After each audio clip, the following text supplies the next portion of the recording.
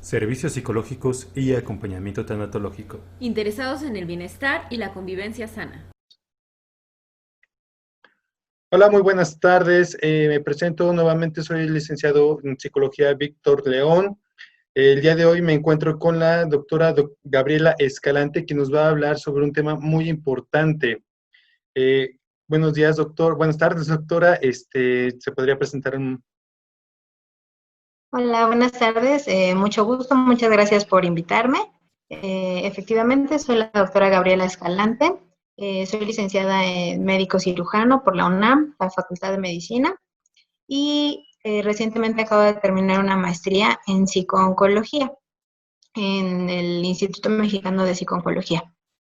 A mí me llamó mucho la atención justamente como entrar a esta parte terapéutica, precisamente porque como médico en muchas ocasiones tenemos solo como una vista parcial de los pacientes. Entonces, lo que llega a suceder es que vemos como solo la parte física, muchas veces la parte orgánica, ¿no? Bien dicen que lo que se ve.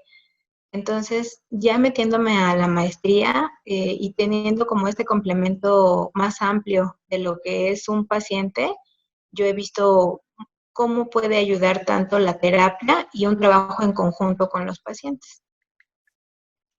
Muy bien, muchísimas gracias, doctora. Ahora, vamos a tratar lo que es el tema problemas gástricos secundarias al mal manejo de las emociones. Coméntenos un poco, doctora, ¿qué son los problemas gástricos? Ujú. Pues desafortunadamente llega a ser ya uno de los problemas más frecuentes.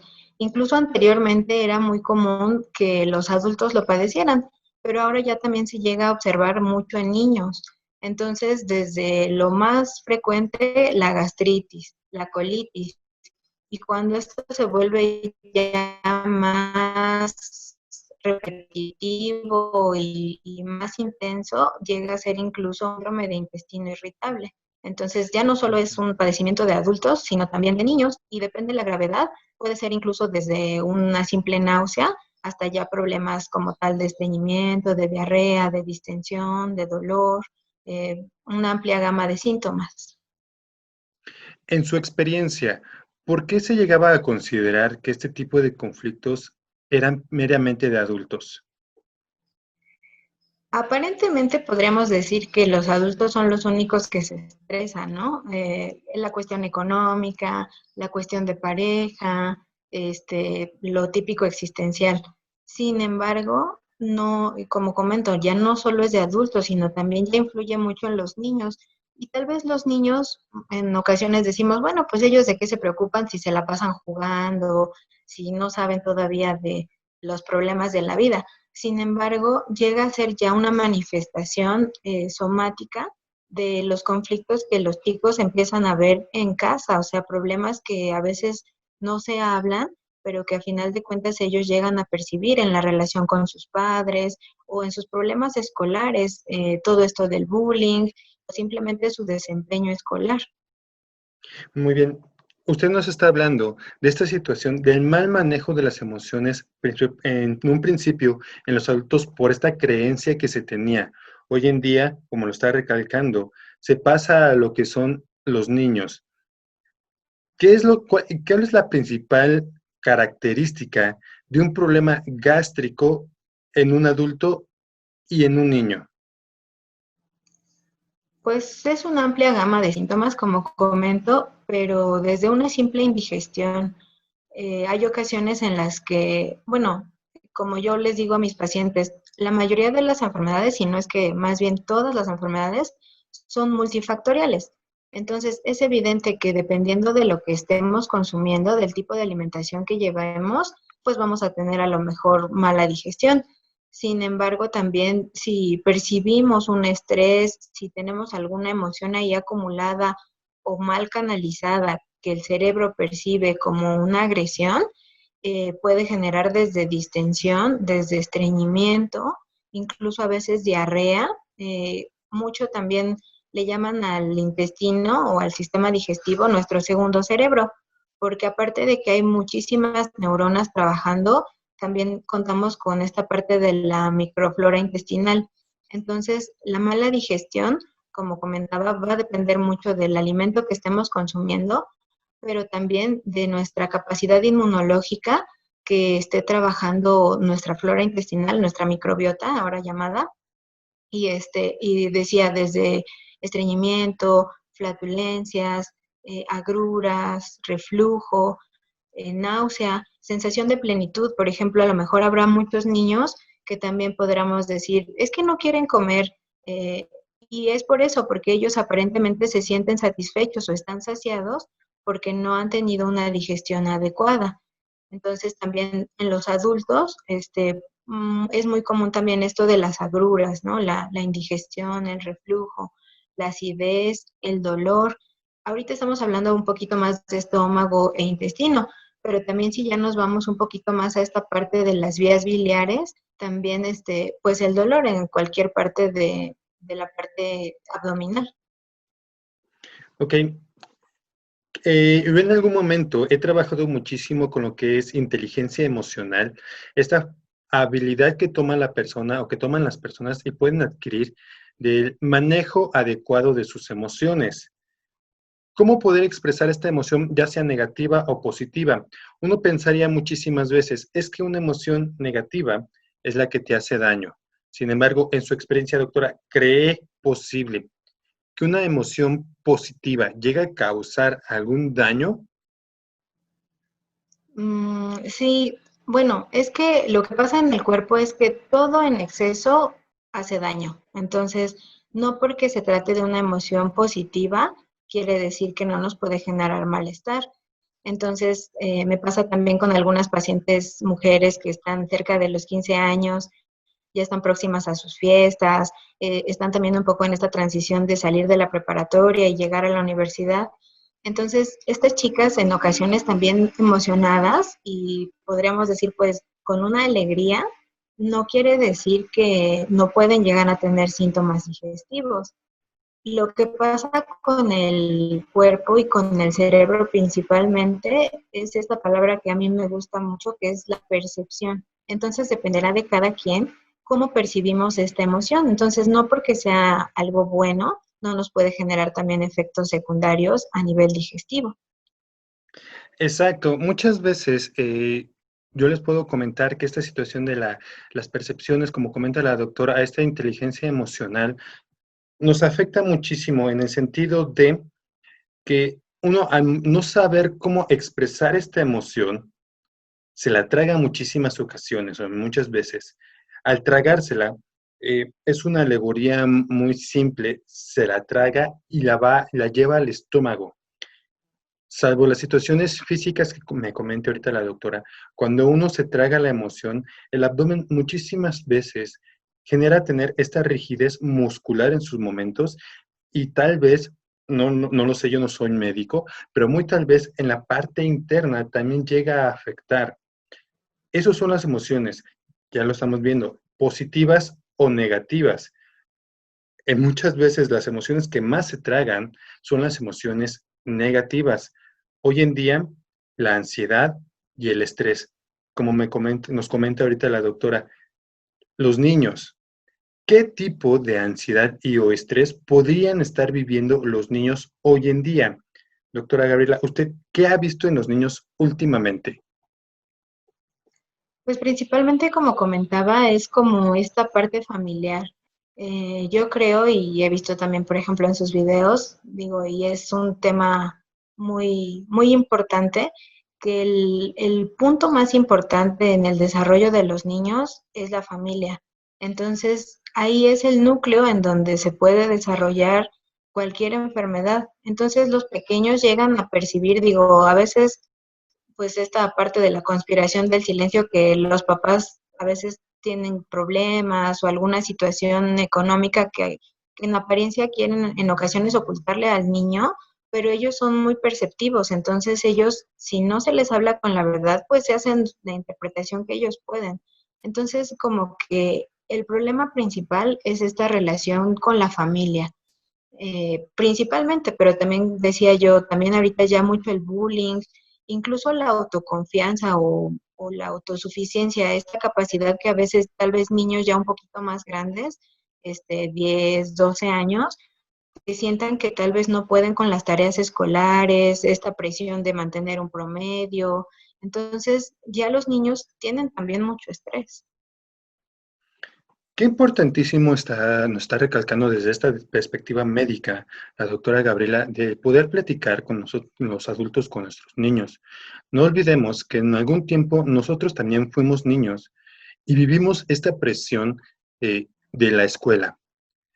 La cultura mexicana nos dice que si no sacamos 10 en las materias científico-matemáticas o exactas, no somos personas inteligentes. Sin embargo, se ha estudiado que hay más de 11 tipos de inteligencias. Este tipo de inteligencias va desde lo que es lo que comento, la inteligencia emocional, la inteligencia numérica, la que todo el mundo conocemos, la inteligencia espacial, la inteligencia organizacional, etcétera. Un niño no necesariamente tiene que ser buen matemático para ser inteligente. Y eso es algo que muchas veces los padres no entendemos y, vamos, repercute en la misma confianza de los niños.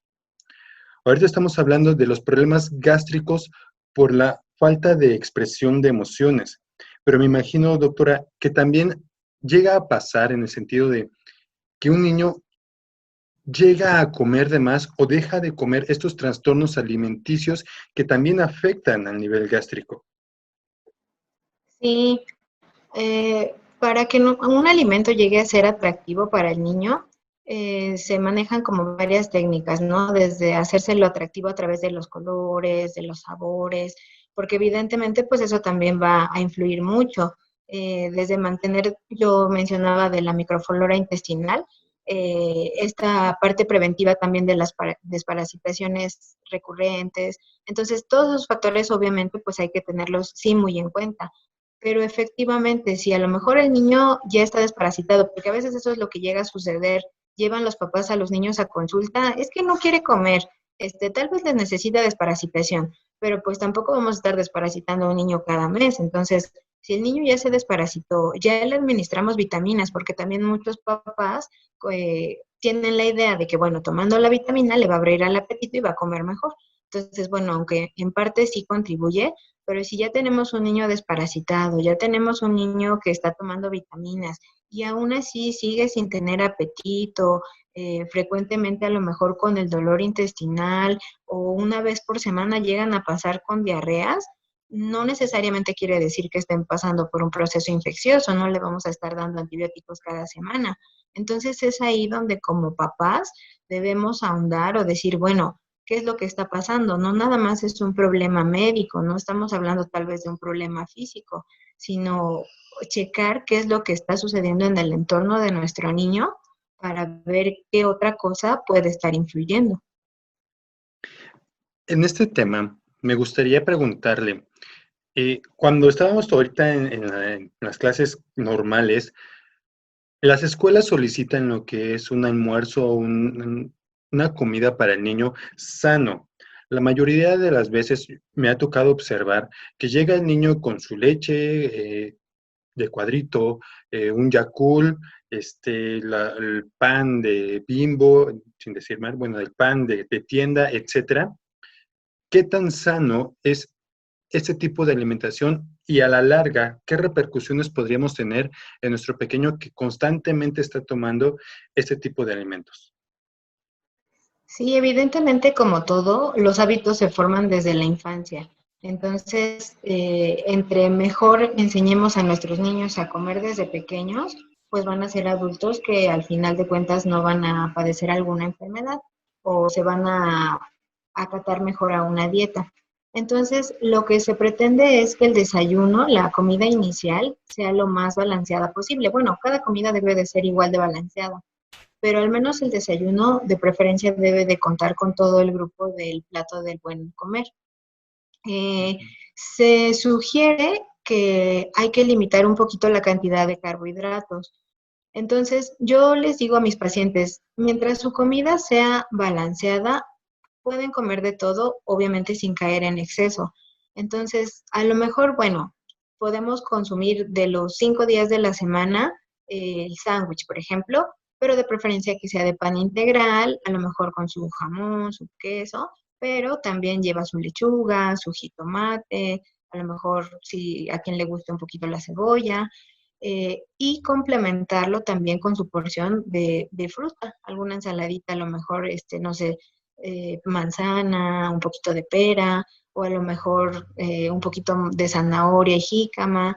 Entonces, siempre y cuando la alimentación vaya balanceada, eso es lo ideal, y que los niños también no se vayan en ayuno.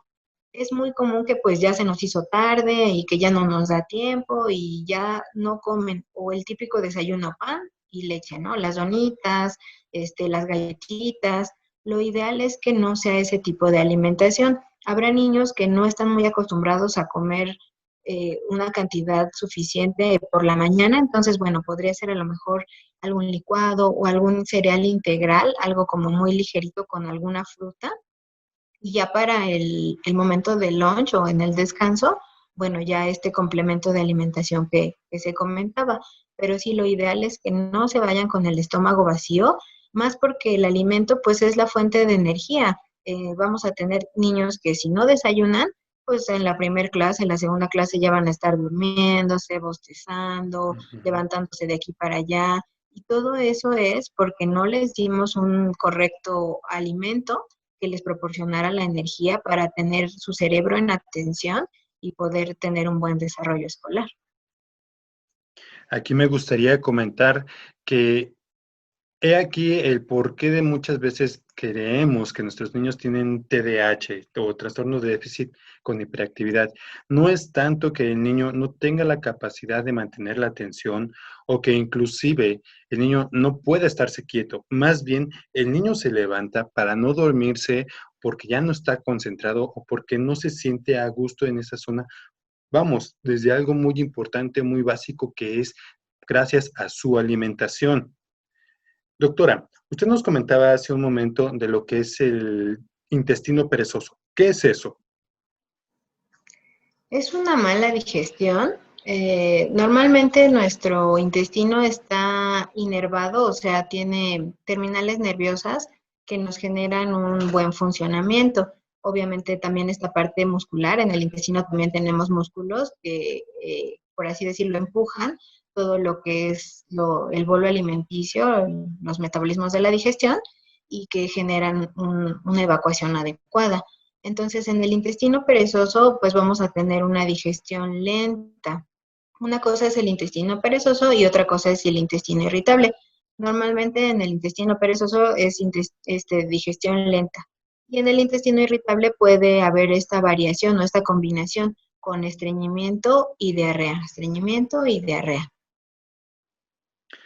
Bien, esto en cuestión, en tema de los niños. Ahora en adultos, sin alusión a lastimar los hábitos alimenticios de algunas personas, pero estas personitas que llegan a consumir muchísimo refresco o lo único que consumen líquido es el refresco. ¿Qué tan dañino puede llegar a ser, doctora? Por ejemplo, en esta cuestión de gastritis, lo que viene siendo refresco, café, picante, son alimentos irritantes. Entonces, lo que va a ir generando es secreción excesiva de ácidos gástricos. Si a esto le aunamos que es una persona con estrés o con mal manejo de las emociones, la gastritis se va a hacer mucho más intensa. Entonces, ahí es en donde lo que es el refresco, el café en exceso, pueden generar una irritación gástrica y en algún momento incluso hasta una úlcera gástrica, reflujo. Exacto. Por lo tanto, aquellas personas que tengan identificado que tienen problemas de estrés o ansiedad, lo más preferible o lo más recomendable es que dejen de consumir todo ese tipo de alimentos que nos acaban de comentar. El refresco, el picante, el café, aunque muchas veces, y me ha tocado escuchar gente que me dice, es que si yo no me tomo mi café, no despierto. Puede quitarme cualquier otra cosa, pero el café no. Vamos, si uno se lo está recomendando, es por su bienestar, no nada más porque sí. Ahora, de la mano con el comentario de la doctora Gabriela, les vuelvo a comentar, si tú tienes o sufres de ansiedad o de estrés, porque en tu trabajo te exigen muchísimo, bájale un poquito al refresco, bájale un poquito al café y al picante y trata de consumir este otro tipo de alimentos más, más agradables para el estómago. Porque dentro de la perspectiva que yo conozco, si tu estómago está tranquilo y está bien, tus demás emociones y tu comodidad física va a estar adecuada. ¿A quién no le va a gustar estar bien con un estómago tranquilo? Sin embargo, si estamos en un ambiente de estrés en tu oficina y de repente tu estómago te empieza a molestar, la ansiedad empieza a aumentar cada vez más. Evita uno de esos factores. Vamos, ahora, doctora, ¿cuál es el tratamiento que usted recomienda más cercano o más al alcance de la mano?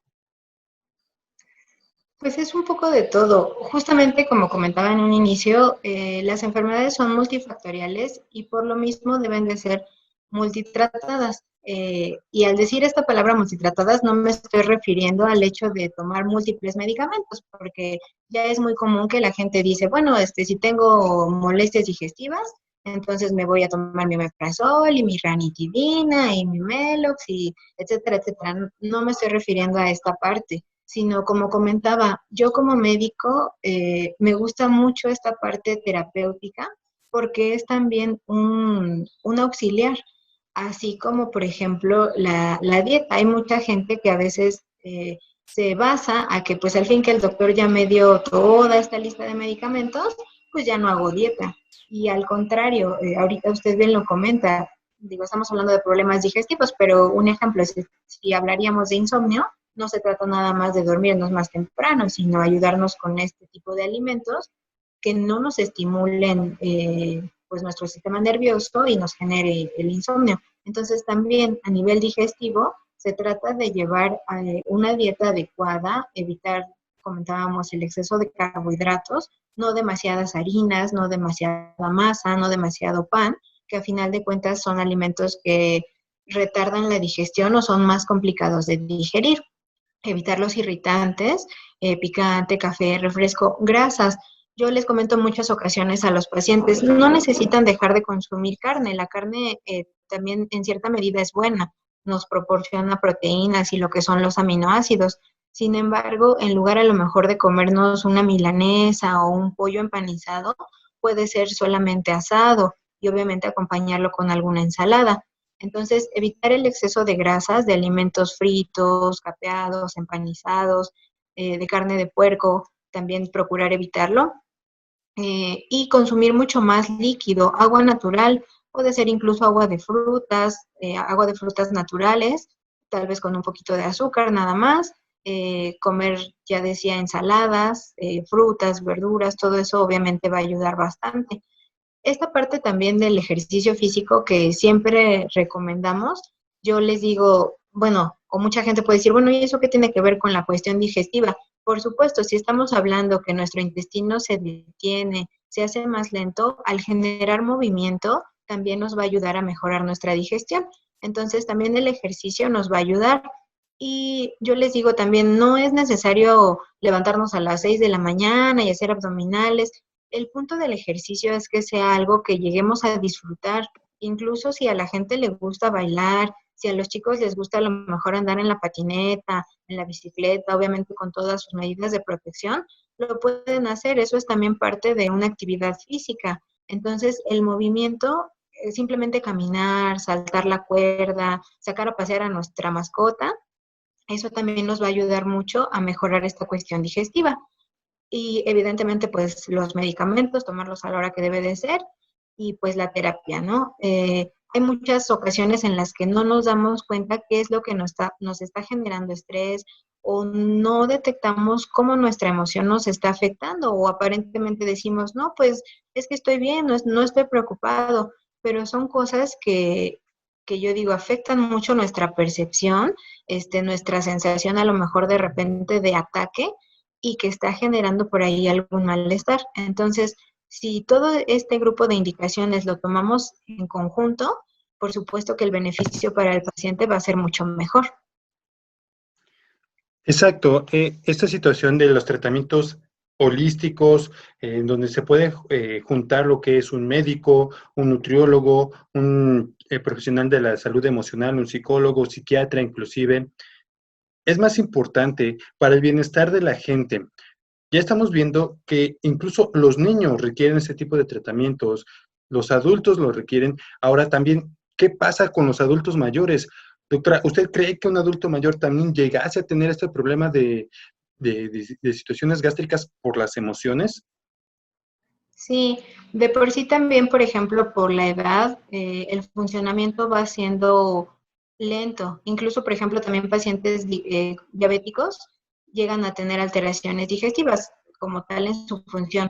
Entonces, un adulto de la tercera edad, por supuesto que también tiene un acúmulo de emociones dentro de esta parte, a lo mejor también del final de la vida, la parte tanatológica, muchas emociones que como tal el paciente adulto mayor, a lo mejor la soledad, a lo mejor muchas cosas que pueden como tal influir y contribuir a esta parte de alteración digestiva.